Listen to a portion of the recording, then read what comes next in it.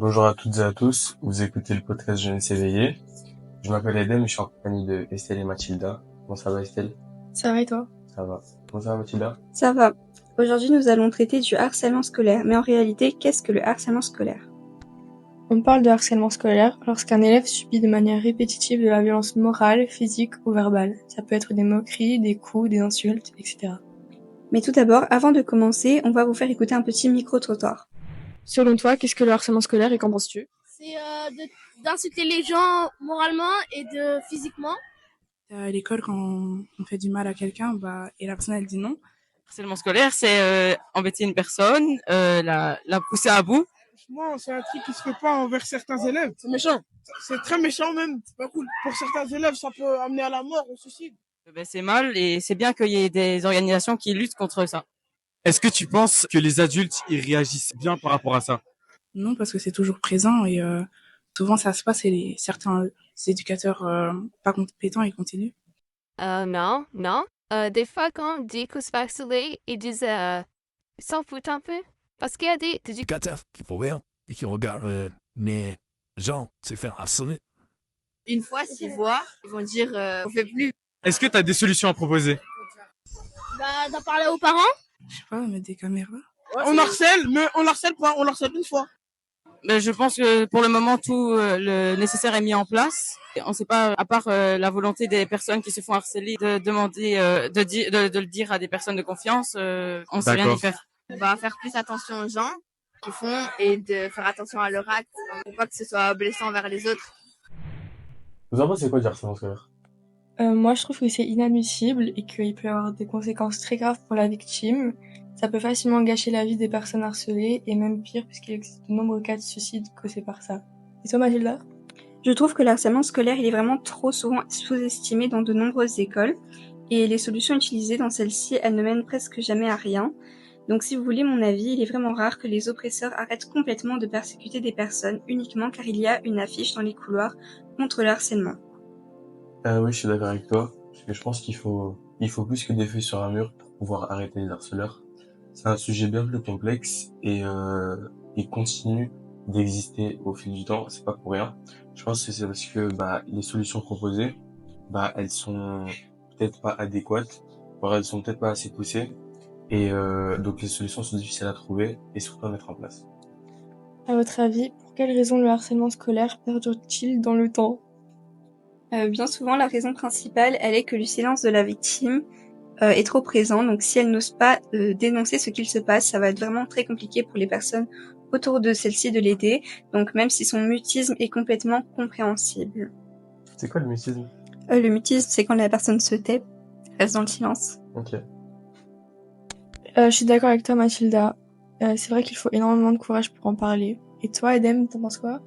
Je pense qu'une des raisons pour lesquelles le harcèlement continue d'exister, ça pourrait être le fait que les adultes dans les écoles ne prennent pas assez au sérieux le cas de harcèlement. Oui, cela pourrait être le cas. Donc dans notre sondage, les réponses elles sont assez mitigées. Donc environ 38% des élèves ils ne sont pas du tout d'accord pour dire que les adultes réagissent de façon efficace contre le harcèlement. Il y en a 44% qui sont plutôt d'accord et seulement 15% qui sont tout à fait d'accord avec cela. Donc cela signifie qu'un grand nombre d'élèves doutent de l'efficacité des adultes face aux personnes harcelées.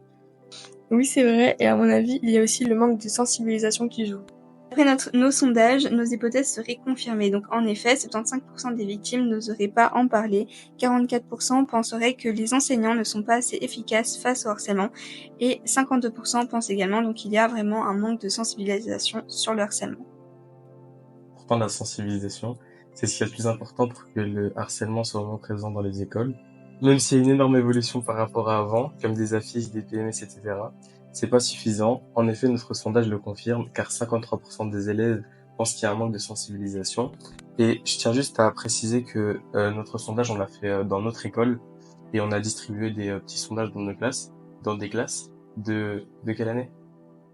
Première et troisième. Ok, du coup, c'est des premières et troisièmes qui ont répondu à ça. Oui, donc en effet, les jeunes écoliers dans les écoles primaires, ils ne sont pas du tout assez tenus au courant de ce qui pourrait vraiment potentiellement les toucher, si ce n'est pas déjà le cas. Nous pensons toujours que le harcèlement s'adresse aux adolescents, mais au contraire, il peut déjà être présent dès le plus jeune âge.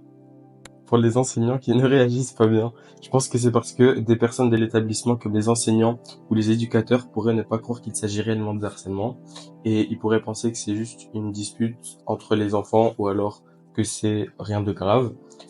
Les adultes n'arrivent pas à prendre conscience que des enfants sont capables d'actes aussi graves. Ils ont peur et n'aiment pas découvrir que les jeunes sont capables de telles violences les uns envers les autres. Je suis tout à fait d'accord avec toi, Edem. Donc en fait, pour le silence de la victime, ça va être très compliqué, car lorsque aucun signalement n'a été fait, les adultes, donc tels que par exemple les professeurs ou de l'établissement ou la direction, voire même des amis ou des personnes de la famille, ils ne peuvent pas aider la victime. Oui, et sans aide extérieure, il sera très difficile pour la cible de se sortir de cet acharnement, car le harcèlement va continuer librement et rien ne pourra empêcher l'agresseur de continuer. Malheureusement, il n'y a que 60% des élèves qui ne pensent pas oser en parler s'ils sont amenés à se faire harceler. Au contraire, en voyant que la victime ne réagit pas et qu'elle est sous son emprise, le harceleur va davantage se sentir en position de force, ce qui va l'encourager à poursuivre sa démarche. Malheureusement, plus la victime ne dit rien, plus le harcèlement va persister et ça sera encore plus difficile de l'arrêter sur le long terme. Vous pensez qu'il existe des solutions pour l'arrêter ? Oui, elle est compliquée à organiser, mais elle est réalisable. Il faudrait organiser des activités ludiques et éducatives sur les dangers du harcèlement dès le plus jeune âge. Je suis d'accord avec Edem, c'est vrai, donc ce serait vraiment intéressant. Ce serait bien que des personnes qualifiées donc, dans le domaine de l'éducation viennent pour montrer dans les écoles les dangers du harcèlement scolaire, donc pour donner des solutions comme parler aux adultes, oser dénoncer, etc. Je trouve que c'est une bonne idée.